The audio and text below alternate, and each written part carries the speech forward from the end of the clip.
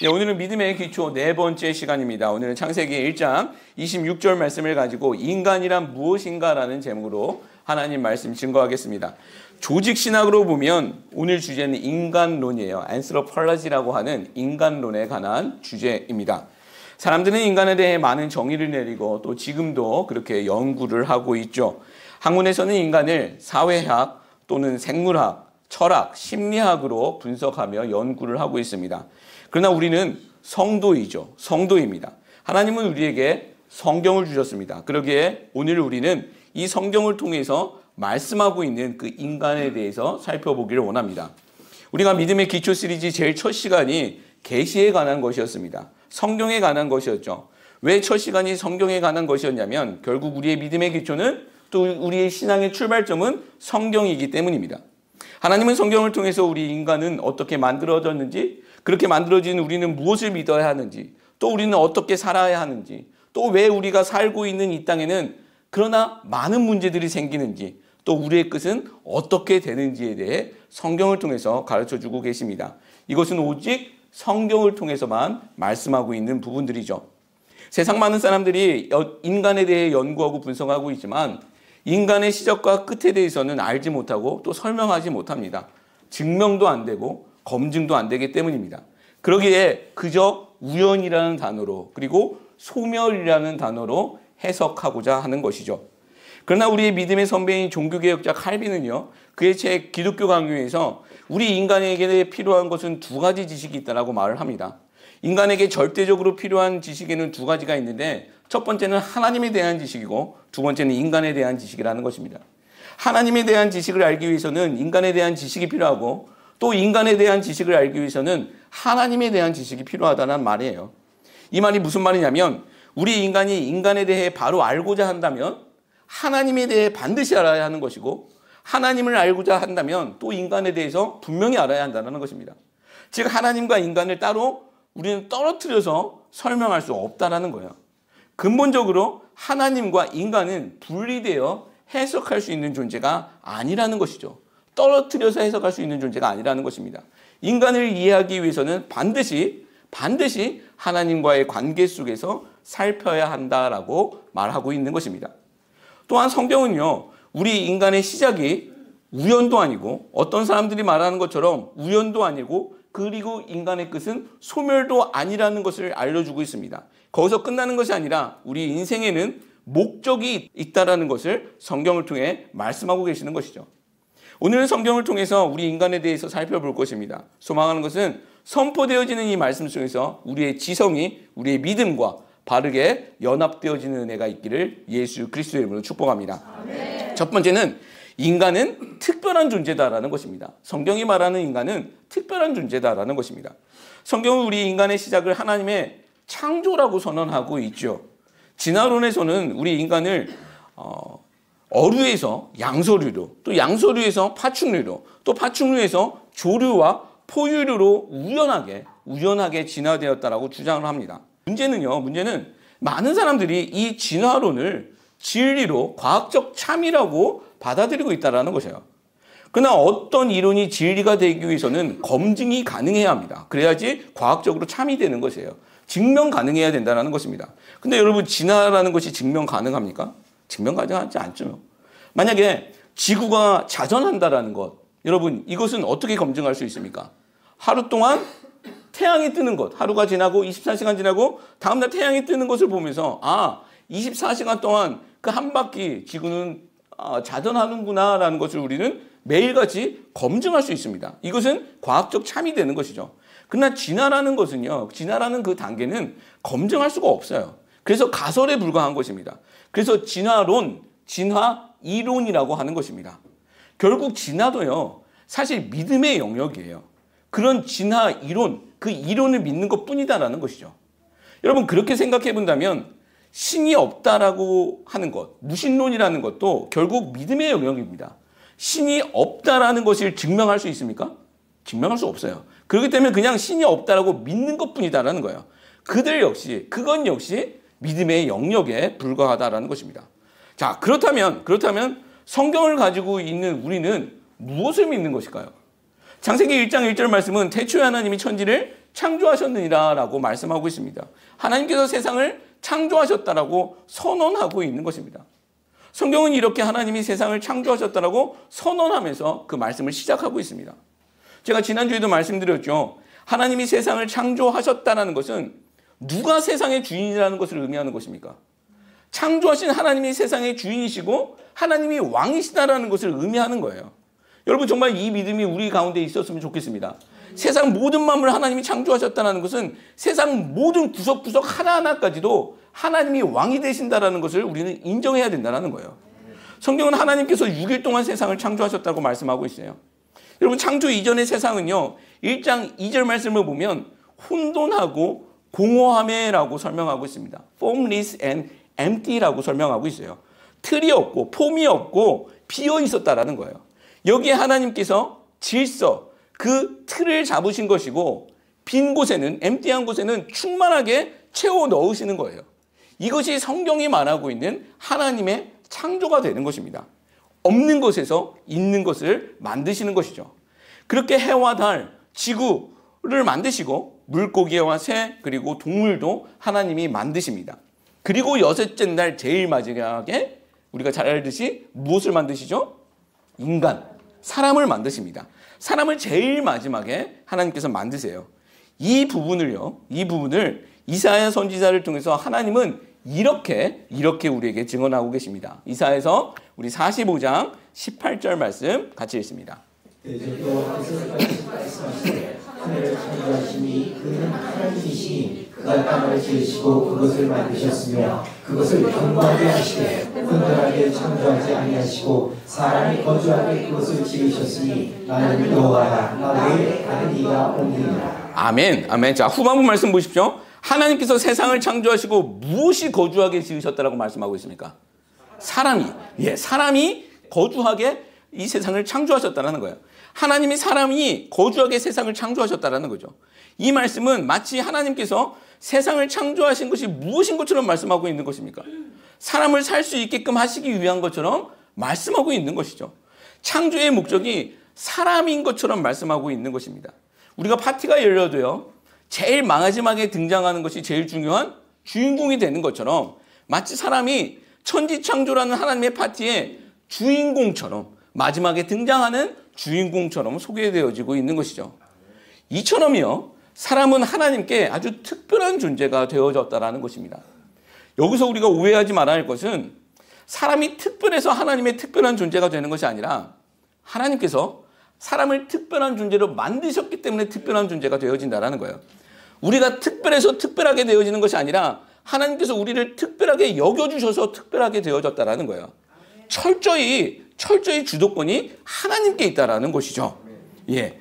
또 시편에서는 이렇게 인간의 그 특별함에 대해서 이렇게 또 설명하고 있습니다. 우리 시편 8편 5절 말씀이에요. 같이 읽습니다. 그를 하나님보다 좀 못하게 하시고 영화와 종기로 관을 씌우셨나이다. 아멘. 자, 성경은 사람을 빗대어 설명하는데 지금 무엇에 비교하면서 설명하고 있습니까? 하나님. 예, 사람을 하나님에 빗대어 설명하고 있는 거예요. 그가 사람이거든요. 그 사람을 하나님에 빗대어서 조금 못하다라고 설명하고 있습니다. 여러분 이것은요. 인간에겐 굉장히 큰 영광입니다. 예. 예를 들어서 어떤 자매를 이렇게 설명하는데 송혜교보다 조금 못해 라고 하면 이건 굉장히 큰 영광이잖아요. 그래서 엄청난 영광이에요. 하물며 사람을요.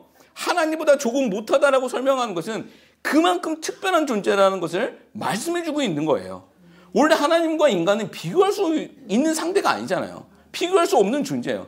그럼에도 불구하고 성경은 그 하나님과 인간을 비교하면서 설명해 주시고 있다는 거죠.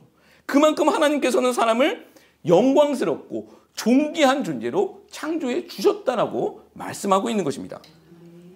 또 사람이 다른 피조물들과 구별되어지는 가장 큰 특징 중에 하나는요. 사람에게는 하나님의 형상이 담겨져 있다는 거예요.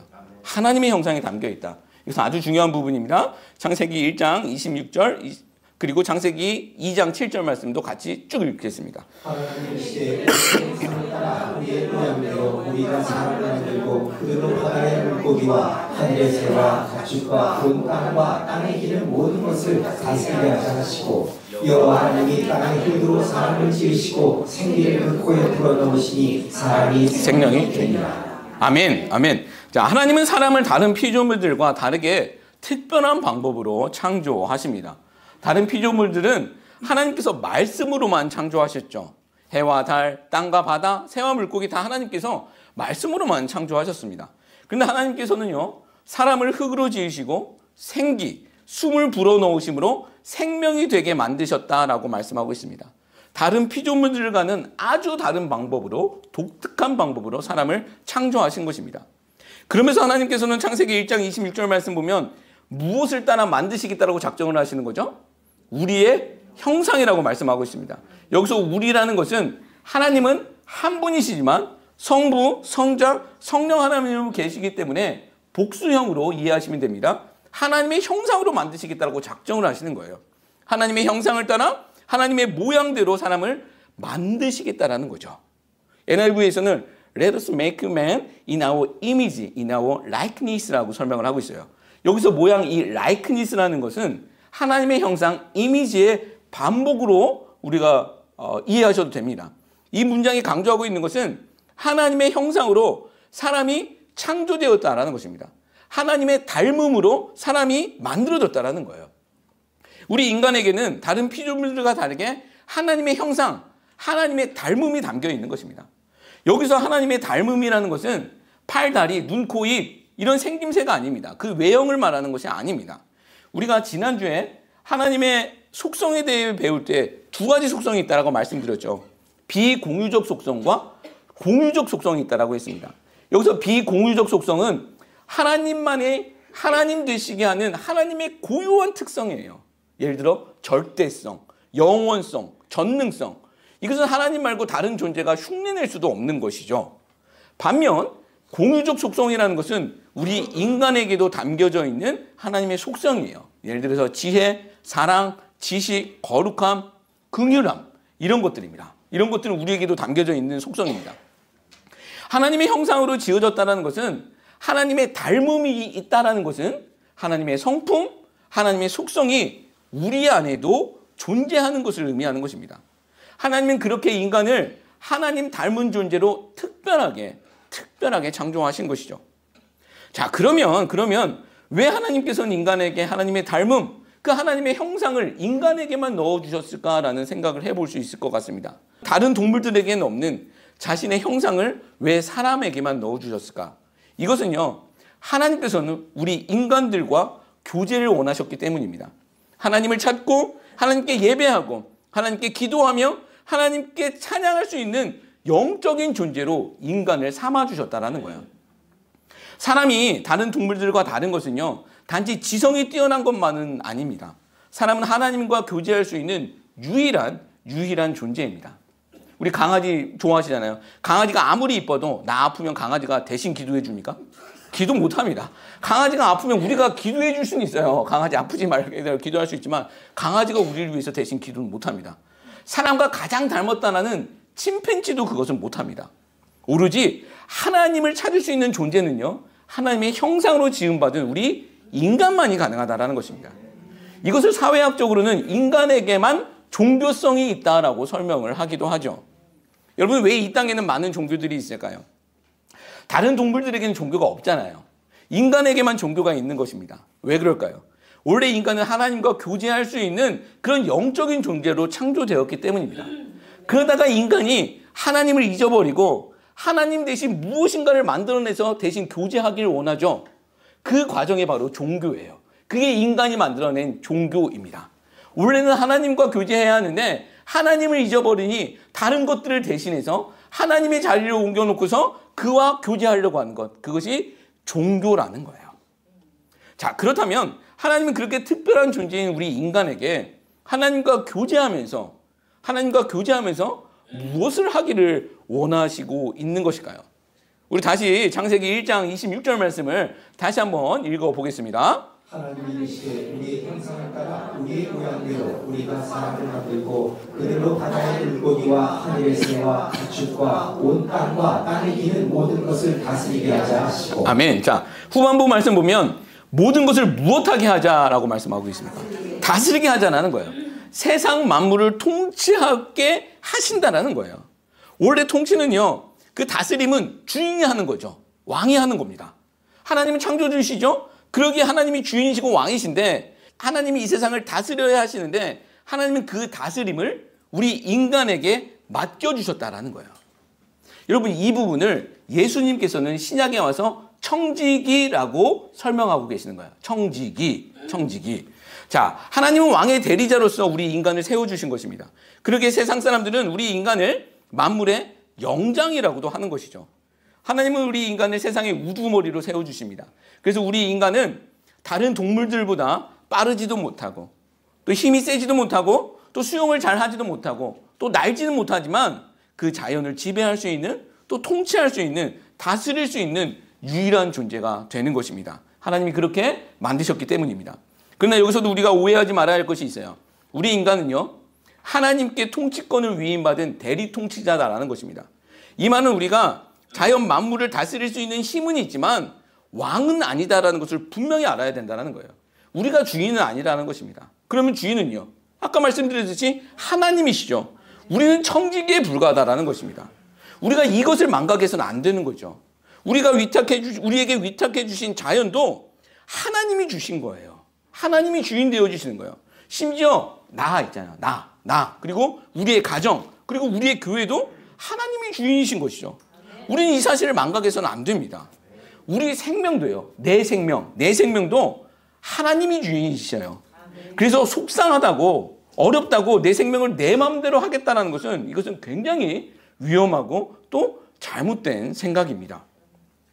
자, 그러면 우리는 이런 생각을 또 해볼 수 있을 것 같아요. 하나님이 지으신 세상에 하나님의 형상을 받은 인간이 하나님 대신 세상을 통치하는 데 있어서 그렇게 통치하는데 왜 세상에는 우리가 이해할 수 없는 어려운 일들이 발생하는 것일까라는 생각해 볼 수 있죠.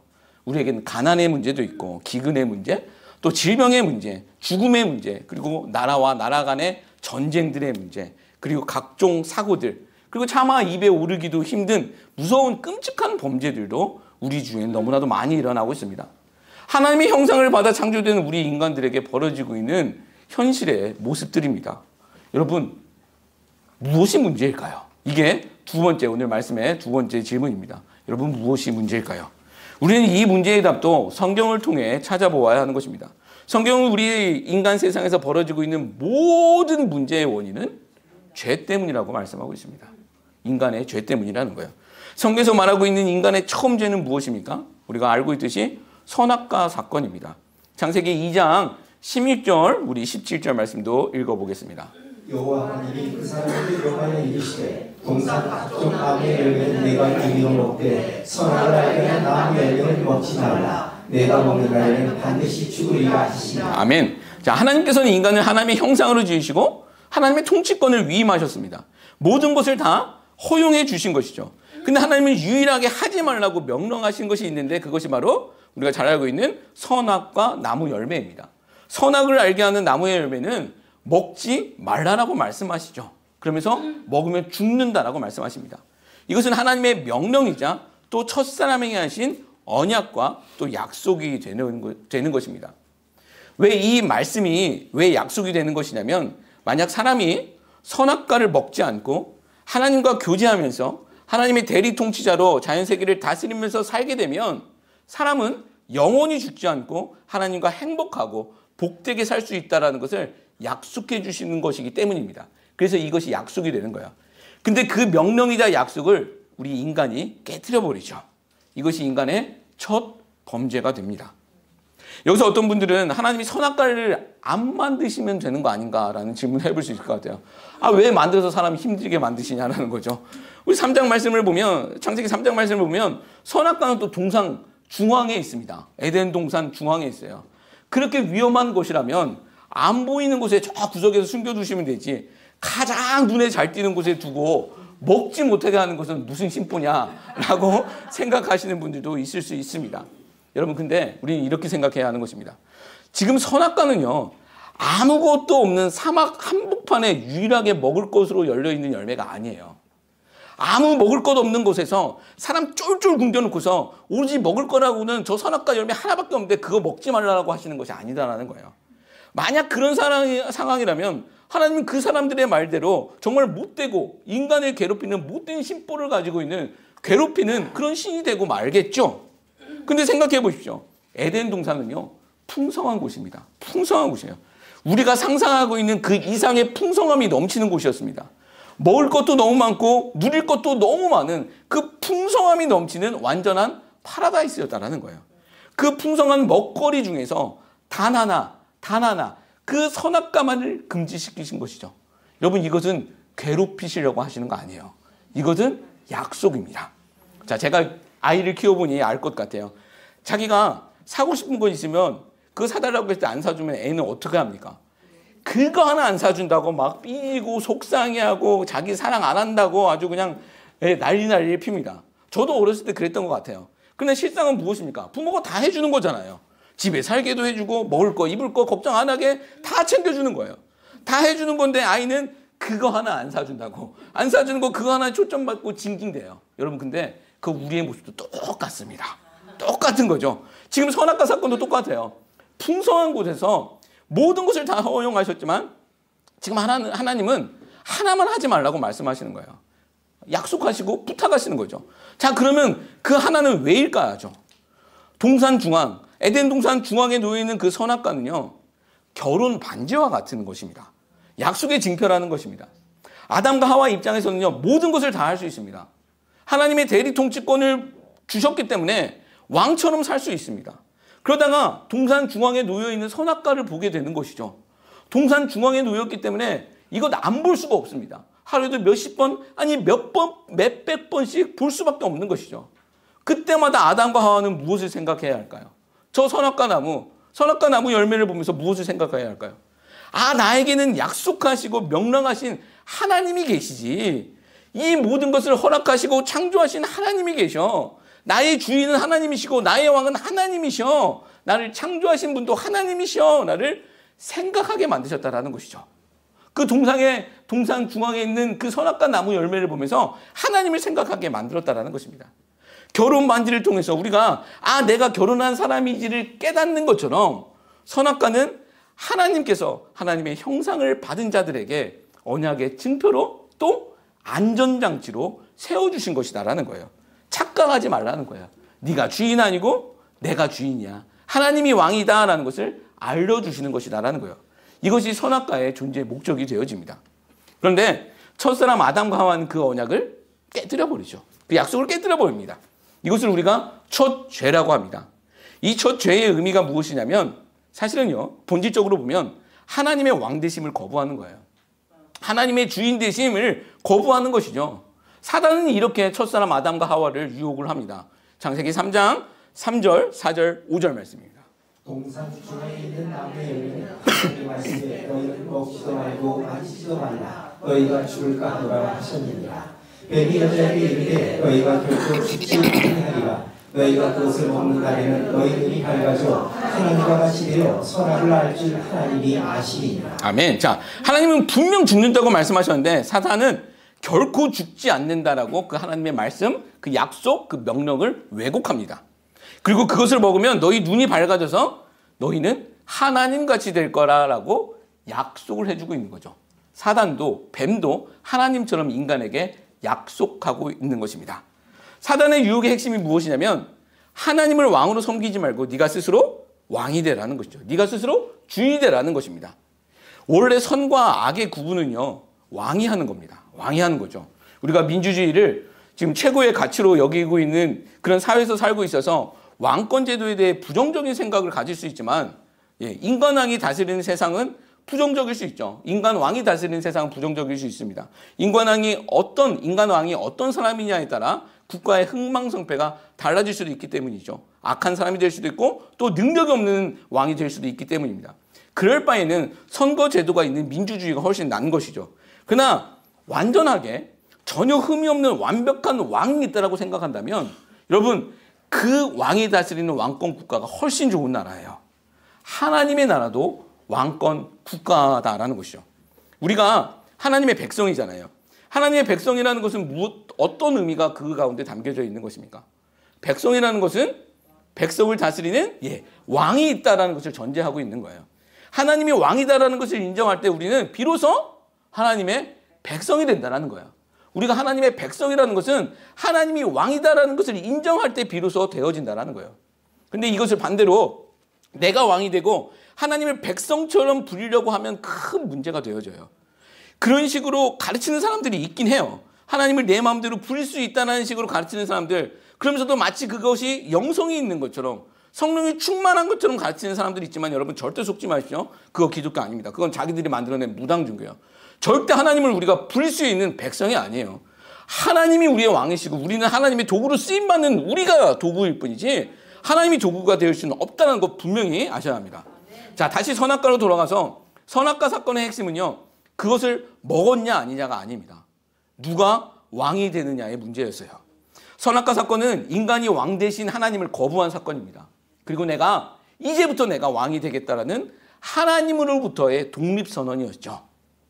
하나님을 왕의 자리에서 몰아내고 내가 그 자리를 찬탈하겠다라는, 그 자리에 앉겠다라는 구테타였고 배신 행위였습니다. 이것이 인간의 첫 범죄가 되어집니다. 자, 그러면 이 사건의 결과는 무엇일까요? 사단, 그 뱀의 약속처럼 인간은 죽지 않고 이제는 하나님과 같은 존재가 되어진 것일까요? 여러분, 성경은 절대 그렇게 이야기하지 않죠. 인간은 하나님의 약속대로 죽게 되었습니다. 인간에게 죽음이라는 것이 도래하게 되었다는 거예요. 그래서 우리에게 질병의 문제, 아픔의 문제도 생기게 되어지는 것이죠. 원래 인간은 죽지 않아도 되었습니다. 그런데 죄 때문에 사망이 우리에게 찾아온 것이죠. 그리고 인간은 사단의 약속대로 하나님과 같은 존재가 된 것이 아니라 죄인이 되어서, 죄의 노예가 되어서 내게 유익이 되면 선이고 내게 불이익이 되면 악으로 규정하며 서로와 서로를 괴롭히며 빼앗으며 사는 그런 존재가 되고 만 것입니다. 약육강식의 세상이 찾아오게 된 것이죠. 여러분, 한번 지금 전쟁의 소식들 많이 들려오잖아요. 전쟁하는 거 보십시오. 서로 정의를 외치면서 전쟁을 합니다. 근데 여러분, 무엇이 그들에게 정의가 되어집니까? 무엇이 그들에게 옳은 것이 되어집니까? 그 기준은요, 철저하게 자기들 이익이에요.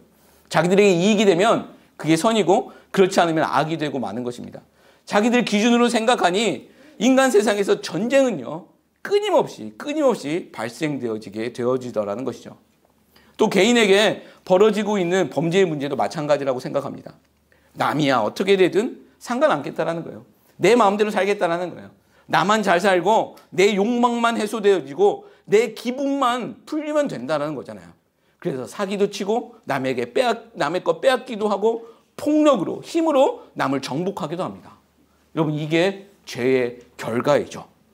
또 여기서 끝도 아닙니다. 성경은 죄의 결과로 인해 땅이 저주를 받았다라고 말씀하고 있습니다. 우리가 경험하고 있는 자연재해, 쓰나미, 해일, 가뭄, 폭풍, 지진, 화산 폭발, 이 모두가 다 인간의 죄 때문에 자연 가운데 벌어진 일들이라는 거예요. 이 부분을 사도 바울 선생님은 이렇게 표현하고 있습니다. 로마서 8장 19절 말씀. 피조물이 교가하는 바는 하나님의 아들이 나타나는 것이니 피조물이 험한데 굴복하는 것은 자기 뜻이 아니요 오직 굴복하게 하시는 이로 말미암으니라. 그 말하는 것은 피조물도 썩어짐의 종노릇한 데서 변함되어 하나님의 자녀들의 영광의 자리에 이르는 것입니다. 아멘. 자, 인간의 죄 때문에 저주받은 피조물들이 하나님의 아들들이 나타나는 것을 바라고 있다는 거예요. 이게 무슨 말이냐면 자연재해 같은 그런 일들, 아까 말씀드렸던 그런 일들은 이것은 원래의 자연의 모습이 아닙니다. 정상적인 모습이 아니다라는 거예요. 동물이 동물을 잡아먹는 것도 정상이 아닙니다. 원래 하나님이 만드신 세상은요, 사자와 어린 양이 함께 뛰어노는 세상입니다. 그러나 인간의 죄 때문에 모든 피조물들의 관계도 어그러진 거예요. 그래서 이제는 사자가 양을 잡아먹어야만 살 수 있는 그런 세상이 온 것이죠. 그런 피조물들도 하나님의 나라가 회복되어지는 것을 고대하고 있다, 원하고 있다라고 사도 바울 선생님은 이야기하고 있습니다. 이렇게 성경은요, 우리에게 발생하고 있는 모든 문제의 시작은 죄 때문이라고 말씀하고 있습니다. 우리가 원하지 아니하는 고통의 문제, 미움의 문제, 또 죽음의 문제, 또 자연의 문제, 환경의 문제 역시 다 죄 때문이다라고 말씀하고 있다라는 거예요.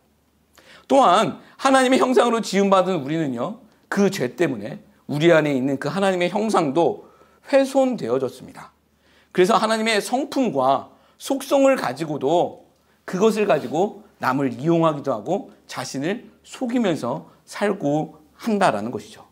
쥐도 그런 것 같아요. 우리도 다른 동물들과 다르게 하나님의 형상으로 지성을 가지고 있습니다. 그런데 그 지성을 좋게만 사용하는 것이 아니라 악하게 사용하는데 우리는 더 능력이 있다라는 거예요. 예를 들어서 미국의 남북전쟁 때 의사 캐트링이라는 사람이 있었습니다. 이 캐트링이라는 사람이 의사로서 남북전쟁을 참여하면서 비참한 참상을 목도하게 되어집니다. 젊은 병사들이 너무나도 많이 죽어나가는 것을 바라보면서 의사 이 캐트링은 한 가지 기계를 발명을 하죠. 우리가 캐트링건이라고 하는 머신건이에요. 우리 인간 최초의 머신건, 기관총을 만든 것입니다. 캐트링은 이런 생각을 하는 거예요. 이제는 100명의 역할을 이제부터는 한 명이 할 수 있으니 이제 젊은 병사들이 전쟁에 나가는 것이 줄어들 것이야.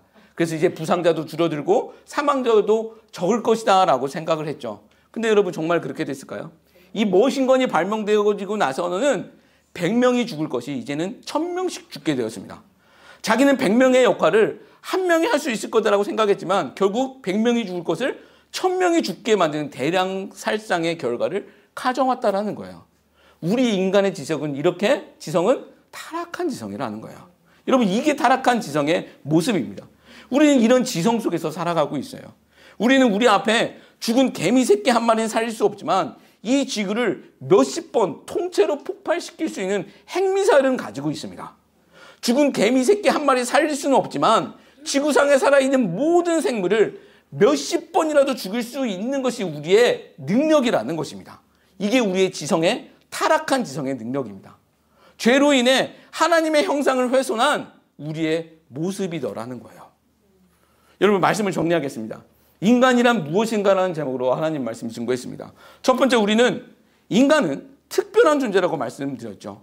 왜 인간이 특별한 존재가 되어지는 것이냐면 하나님의 형상이 우리 인간에게는 심겨져 있기 때문입니다. 우리 피조물 중에서 오직 인간에게만 하나님의 형상이 담겨져 있는 것입니다. 이것은 하나님의 속성과 성품이 우리 가운데 있다는 것이죠. 인간만이 하나님과 교제할 수 있는 존재로 창조되어졌다는 것입니다. 그런데 그렇게 특별한 존재가 된 인간, 하나님께서 통치권을 위임하시고 이 세상을 다스리게 하셨는데 그래서 이제는 행복한 일들만 가득해야 될 것 같은 이 세상에 어떤 일들이 벌어집니까? 세상은 그렇게 돌아가지 않죠. 그렇다면 이 세상은 왜 이렇게 되는 거냐라는 거예요. 왜 이런 많은 문제들이 생기냐라는 것이죠. 이것이 두 번째 질문이었습니다. 성경은 무엇이라고 얘기하고 있습니까? 죄 때문이라는 거예요. 죄 때문이라는 거예요. 그 죄의 본질은 하나님을 왕의 자리에서 끌어내리고 내가 왕의 자리를 빼앗는 것, 이것이 죄의 본질이 되었다고 말씀드렸어요. 이 죄로 인해 모든 것이 다 어그러지는 거예요. 에덴 동산에서 추방됨으로 하나님과의 인간 간의 관계가 단절되어지는 것이고 흙으로 창조된 인간이 이제 흙으로 돌아가게 되어졌습니다. 3장 말씀 보면 창세기 3장 말씀 보면 하나님께서 이런 말씀을 하세요. 사람에게 너는 흙이니 흙으로 돌아갈지다라고 말씀하고 있습니다. 흙으로 창조된 인간이 이제 흙으로 돌아가게 되었다라는 거예요. 흙으로 돌아가는 신세가 된 것입니다. 죽게 되었다라는 것이죠. 여러분 거기서 끝나는 것도 아닙니다. 그렇게 소멸되는 것도 아니에요. 흙으로 돌아가는 그 소멸 단계에 들어가면 차라리 날 것 같은데 또 그렇게 소멸되는 것도 아닙니다. 히브리서 9장 말씀을 보면 한 번 죽는 것은 사람에게 정해진 것이요 그 후에는 심판이 있으리라. 한 번 죽는 것은 사람에게 정해진 것이고 그 후에는 심판이 있으리라. 성경은요 인간의 육체의 죽음 이후 영원한 심판이 있다라고 확실하게 말씀하고 있는 것입니다. 인간은요 죄 때문에 모든 것을 잃어버리고 흙으로 돌아가 심판을 기다리는 그런 처지가 되었다는 거예요. 여러분 이것이 인간의 모습이더라는 거예요. 또 죄는요 사람과 사람과의 관계를 무너뜨렸습니다. 인간과의 관계 속에서 아픔과 폭력이 이것 때문에 나오게 되어지는 것입니다. 그리고 피조물도 저주를 받아 처음의 모습을 다 잃어버리게 되어지는 것이죠. 원래 세상은 사자와 어린 양이 뛰어노는 세상이었지만 지금 세상은 사자가 자기 살기 위해 어린 양을 죽여야 하는 세상이 되었습니다.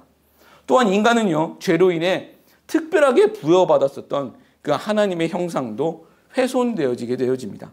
이것을 타락한 지성으로 제가 설명을 드렸죠. 그러면 우리 인간은요 그렇게 훼손된 형상을 가지고 하나님의 그 훼손된 형상을 가지고 그렇게 살아가야만 하는 것인가? 서로에게 고통을 주며 고통을 받으며 그런 고통 속에서만 살아야 하는 것인가? 여러분, 성경은 그렇게 이야기하지는 않습니다. 하나님은요, 바울의 입을 빌려서 로마서 8장에서 또 이렇게 말씀하고 있어요. 로마서 8장 29절 30절 말씀 보겠습니다. 하나님이 미리 아신 자들을 또한 그 아들의 형상을 본받게 하기 위하여 미리 정하셨으니 이는 그 많은 형제 중에서 아들이 되게 하려 하심이니라. 또 미리 정하신 그들을 또한 부르시고 부르신 그들을 또한 의롭다 하시고 의롭다 하신 그들을 또한 영화롭게 하셨느니라. 아멘, 아멘. 자, 로마서 8장을 우리가 구원의 핵심장이라고 하는데, 특별히 이 구절은요, 하나님께서 미리 하시고 선택하시고 의롭게 하시고 영화롭게 하신다는 구원의 여정과 예정에 대해서 설명하는 아주 중요한 핵심 구절이 됩니다. 여기서 29절 말씀 보면 바울은 구원을 설명하면서 그 아들의 무엇을 본받게 하기 위해 미리 정하셨다고 말씀하고 있습니까? 형상. 그 아들이라는 것은 누구죠? 예수 그리스도예요. 예수 그리스도의 형상을 본받게 하기 위해서 사람을 미리 예정하시고 정하셨다는 거예요. 여기서 예수님은 하나님이십니다. 바울은 구원의 과정을 하나님의 형상, 예수 그리스도의 형상을 회복하는 과정으로 설명하고 있는 거예요. 이것이 무슨 말이냐면 구원받은 우리에게는요, 그리스도의 성품이 반드시 드러나야 된다는 거예요. 예수님의 닮음이 드러나야 한다라는 거예요. 여러분, 근데 이것이 어떻게 가능한 것일까요? 우리가 구원받았는데 구원받은 우리에게 예수님의 형상, 예수님의 성품, 하나님의 속성이 드러나야 하는데, 여러분, 이것은 어떻게 가능한 것일까요? 여러분, 우리의 의지와 우리의 능력으로 가능할까요? 아니에요. 우리의 능력과 의지는 그건 못합니다. 그럼 어떻게 가능할까요? 여러분, 내 안에 예수님이 계시는 걸 믿으십니까? 내 안에 예수님이 계시다면 예수님 닮아감이 드러난다는 거예요. 예수님이 해주신다는 거예요. 예수님이 우리 가운데 계실 때에만 그 예수님 닮음이 드러난다라는 것이죠. 여러분, 구원은 우리 머릿속에 있는 추상적인 개념이 아닙니다. 구원은 우리 삶의 실제예요. 우리 삶에서 벌어지고 있는 실제적인 모습이라는 거예요. 우리 삶의 구석구석에서 벌어지고 있는 실제라는 거예요. 따라서 우리에게 예수님을 닮아감이 있어야 맞다라는 것이죠. 예수님의 성품이 드러나야 하는 것이 맞다라는 것입니다. 내 안에 예수님이 계시다면 우리는 완전하진 않지만, 완전할 수는 없죠. 완전할 수는 없지만 조금씩 예수님 닮아가는 모습이 드러나야 한다라는 것이죠. 여러분, 소망합니다. 2025년 한 해 밝았습니다. 그리고 오늘 새해 신년 예배입니다. 2025년 한 해가 우리가 예수님 닮아가는 한 해 되었으면 좋겠습니다. 우리의 성품 가운데, 우리의 형상 가운데 예수님이 드러나는 은혜가 있었으면 좋겠습니다. 또한 우리 가정이 그런 가정 되었으면 좋겠고, 또 우리 교회가 그렇게 예수님 닮아가는 교회 되었으면 좋겠습니다. 예수님이 주인이시잖아요. 교회도 예수님이 주인이시잖아요. 그러면 예수님 닮아가는 교회가 되어야 한다는 것입니다. 세상의 그런 가치관으로 교회를 판단하는 것이 아니라 하나님의 마음으로, 예수 그리스도의 심장으로 이 모든 것을 바라볼 수 있는 그런 귀한 은혜가 넘쳐나기를 예수 그리스도의 이름으로 축복합니다. 또한 우리가 2025년 한 해 예수님 닮아가는 한 해 되었으면 좋겠습니다.